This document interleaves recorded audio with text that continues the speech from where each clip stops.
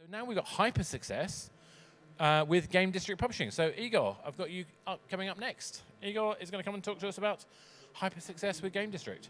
Thank you very much. Do it. Yeah. Nice. Proper start of a speech.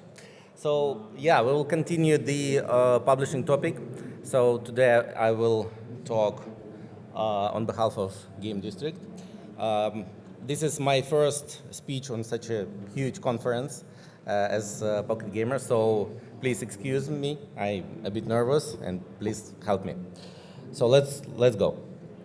A couple of words about myself. So I'm Igor Bazhanov. I'm head of growth and publishing at Game District. I have many other companies in my background. So among the big ones, Zeptalab, Legendary, G5. Right now I'm at Legendary, and I'm very happy about it. So all the previous companies are like European, and Game District is a big MENA company. This is great region, great company, and I'm happy to present it. Yeah, a couple of words about Game District itself. Who knows Game District company? Please raise your hand. So you know, thank you. You know it. We can skip the slide.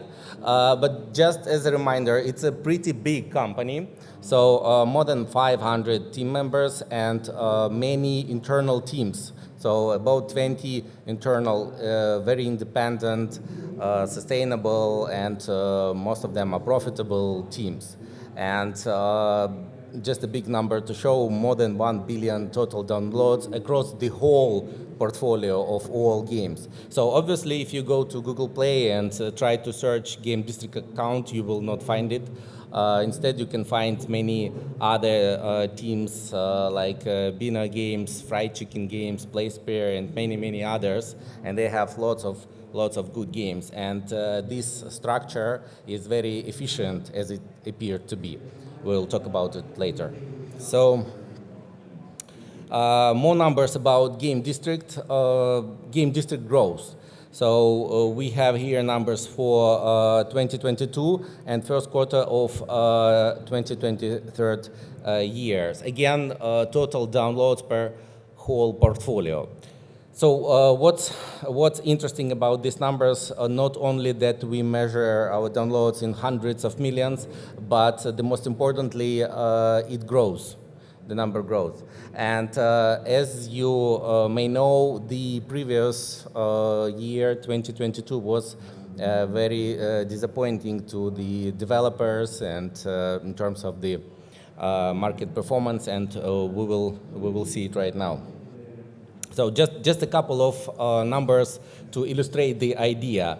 So if we look into hyper-casual, hybrid casual games, so disclaimer from now on, when I say games, I mean these three genres, because these genres, they have the most audience, the widest audience, and this is the genres that Game District work with.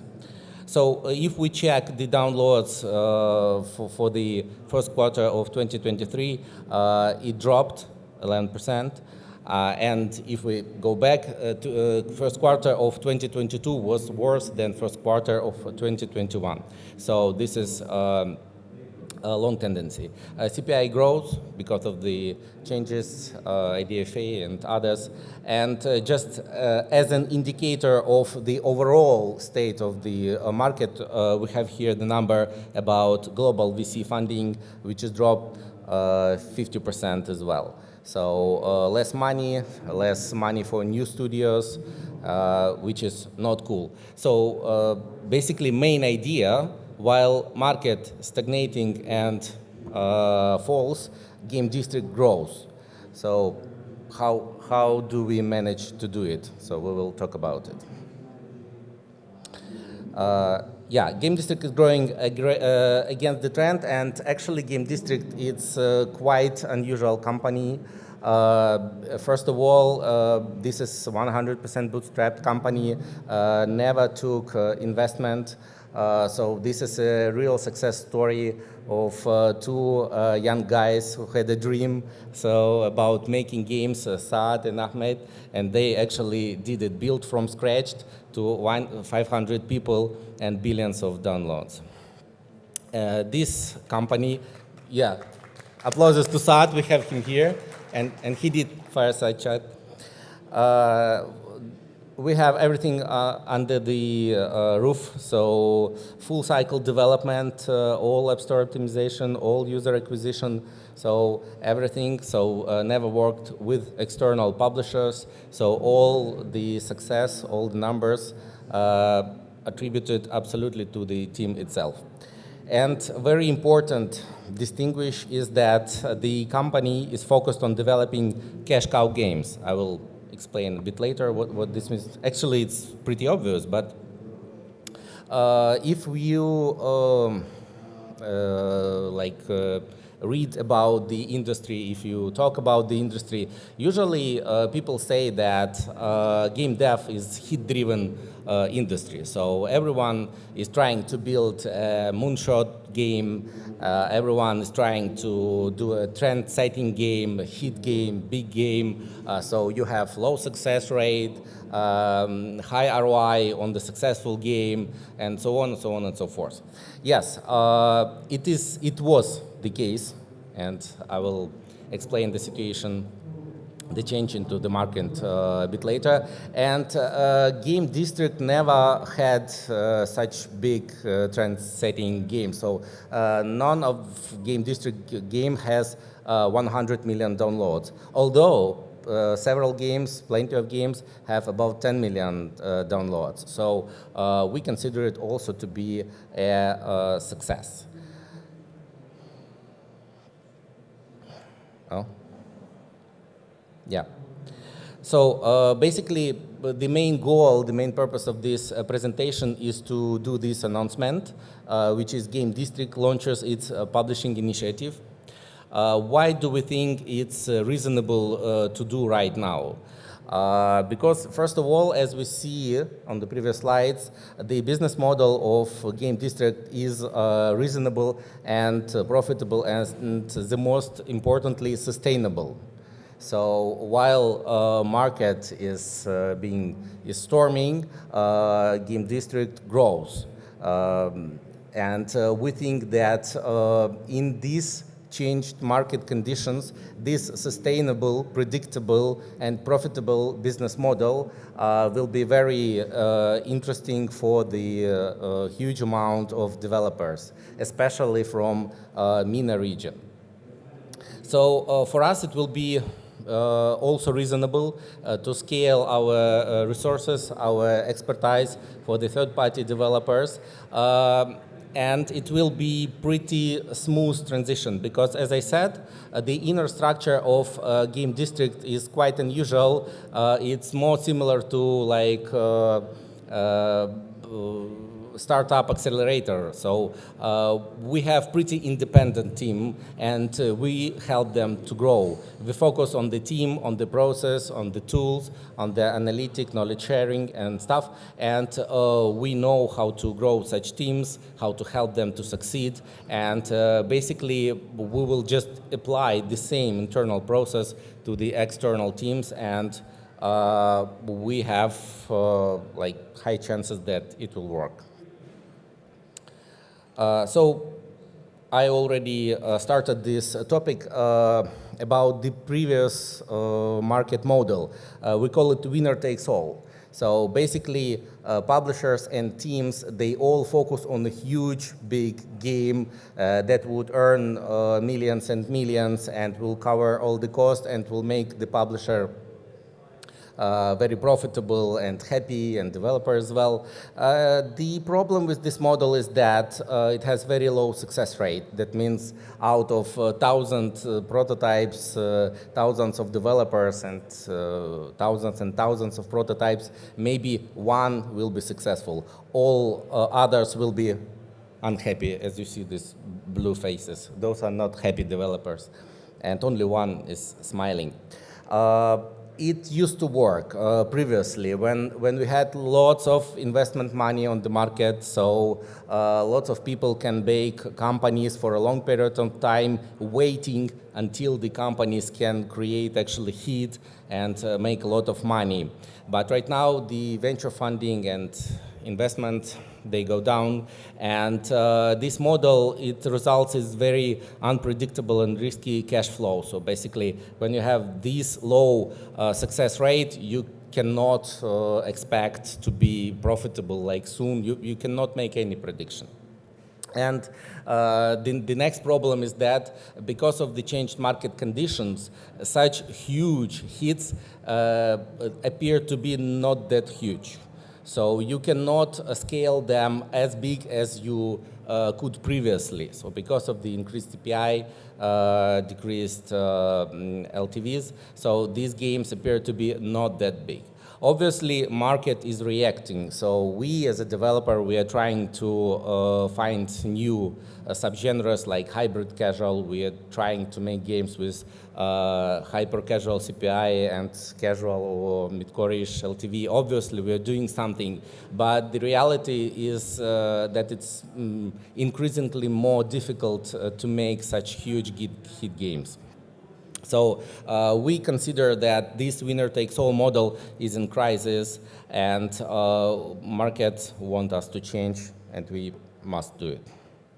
So basically, what we offer, we call it a win-win business model. So instead of trying to hit these huge hit games that might be not very possible already, we are focusing on cash cow driven model. So we want profitable games.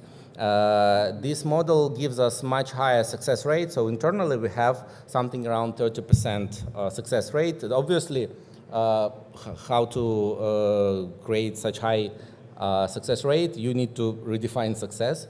For us, successful considered to be any game that is profitable. So any game that has LTV higher than CPI, already a success.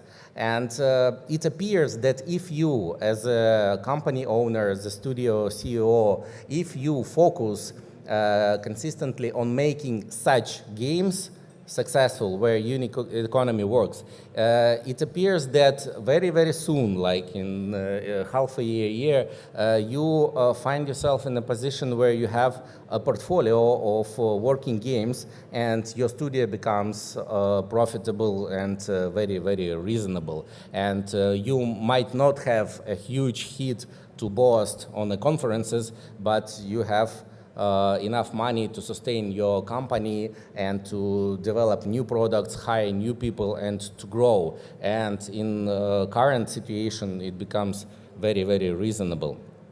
So yeah, it gives us much more predictable and sustainable business model for developers. And studios, they appreciate this sustainability.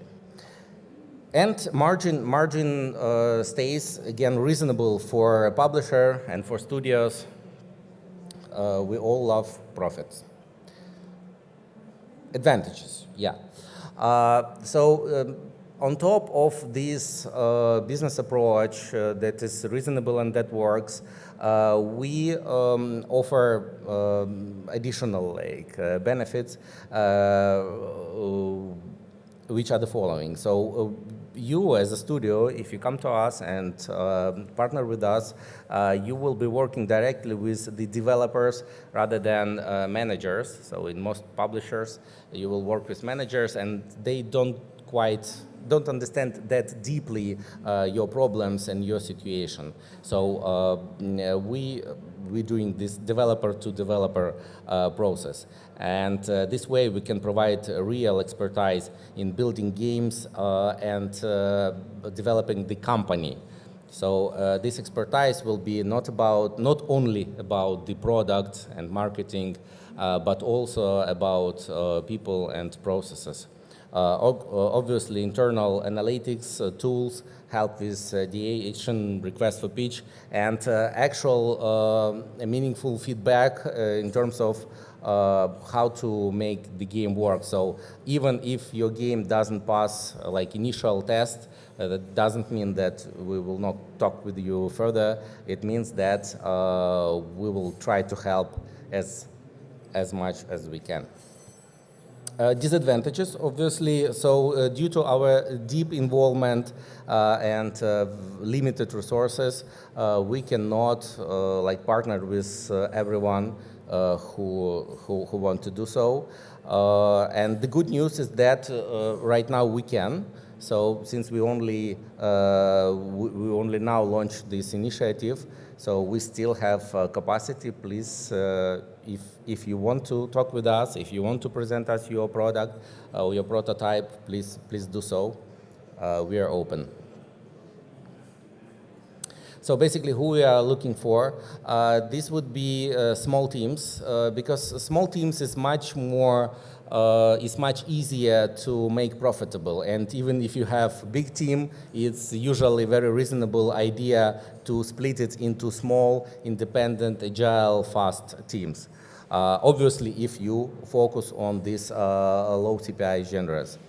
So yes, low CPI genres, as I said, this is our expertise zone, hyper casual, hybrid casual, casual games. This is where we can be the most helpful. And obviously, you need to have something more than just a cool idea, already published game in stores, or you have nice prototypes with monetization. So don't be afraid to plug in some ad placements right from the beginning and get the data and see how your users actually behave in your game with monetization. So basically, we're looking for the teams that are serious about making games. So yeah, as I said, our focus is not like a specific product, but rather a team of people who are dedicated. You know, right now the market is tough. Lots of companies close. Lots of teams, they go to work for hire or just quit game dev and stuff. So we're looking for people who love games, who want to keep making games, who know how to do it. And since we are going to invest not only our money, our expertise, but also the most valuable resources, our time, in such people, we want to be sure that these people are here to stay. So if you are such a team, please talk to us, and let's see how we can be helpful to each other.